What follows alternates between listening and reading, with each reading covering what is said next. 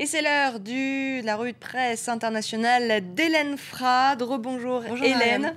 Alors, on va s'intéresser à ces deux journalistes occidentaux qui ont perdu la vie hier à Homs. Rémi Hochlik, un tout jeune photo-reporter français de 28 ans, aussi jeune d'ailleurs que talentueux, et Mary Colvin, une grande journaliste américaine, était venue témoigner des massacres commis par le régime de Bachar el-Assad dans la ville rebelle. Ils en sont morts, des disparitions qui sont évidemment à la une de toute la presse occidentale ce matin, et notamment du Times, pour lequel Mary Colvin travaillait depuis près de 20 ans, à voir avec ce titre « Le prix de la vérité ». Et ce constat, l'armée syrienne vise délibérément désormais les journalistes qui viennent témoigner de ces exactions. Le travail des journalistes occidentaux auxquels The Times rend hommage ce matin. Le journal salue le courage de ces hommes et de ces femmes sans lesquels tant de scandales resteraient cachés, tant de crimes impunis, tant de tragédie passée sous silence, et notamment en ce moment même en Syrie. The Times qui écrit que Bachar el-Assad a commencé quelque chose qu'il ne pourra pas finir, une guerre qu'il ne pourra pas gagner. Mary Colvin a donné sa vie pour témoigner de sa cruauté et de sa barbarie, et il revient désormais à ceux qu'elle a laissés derrière elle d'y mettre un terme. Et Marine Colvin, qui a toujours assumé les risques de son métier, notamment dans un texte qu'elle avait écrit en novembre 2010 pour The Guardian, un texte que le journal publie de nouveau ce matin. Notre travail, c'est de raconter les horreurs de la guerre avec justesse et sans préjugés, avait-elle écrit, en parlant d'une vocation certes difficile et hard calling, mais nécessaire. Avec ces mots, bien sûr, le prix à payer est parfois élevé. Et oui, les journalistes qui travaillent dans les zones de guerre, les zones de combat, sont devenus des cibles de premier choix. J'ai perdu mon œil, rappelait-elle, dans la guerre civile au Sri Lanka.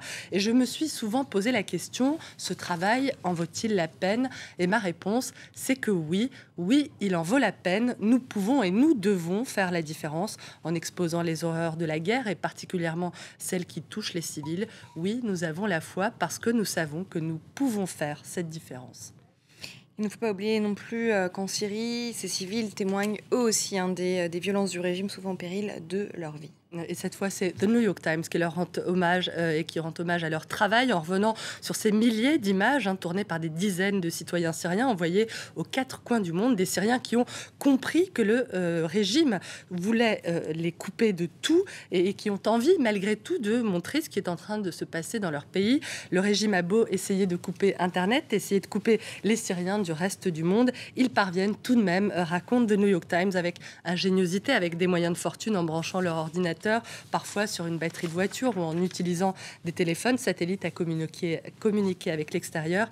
Ils veulent témoigner de cette guerre que Bachar el-Assad livre à son propre peuple, une guerre qui a désormais un nouveau front, rapporte ce matin The Independent.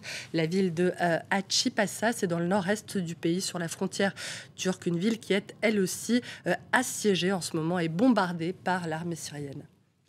Sans transition, on passe à l'Australie, où la guerre des nerfs entre la première ministre, ou le premier ministre, je vais dire la première ministre travailliste Julia Gillard et son ministre des Affaires étrangères Kevin Rudd est à son compte, puisque Kevin Rudd a démissionné hier. C'est un combat fratricide, évoqué un peu partout ce matin par la presse anglo-saxonne et notamment par The Independent, qui rapporte qu'effectivement Kevin Rudd vient de démissionner à cause des soupçons de sa camarade et néanmoins rivale, qui l'accuse de vouloir l'évincer à son profit de la direction du Labour afin de retrouver son poste de Premier ministre, suivez-moi bien, poste qu'il avait occupé il y a 6 ans avant que Julia Gillard ne parvienne à prendre sa place. Un sacré rififi qui est bien évidemment à la une de la presse australienne, à la une du Sydney Morning Herald, qui raconte la façon dont les Australiens perçoivent ce qui est en train de se passer.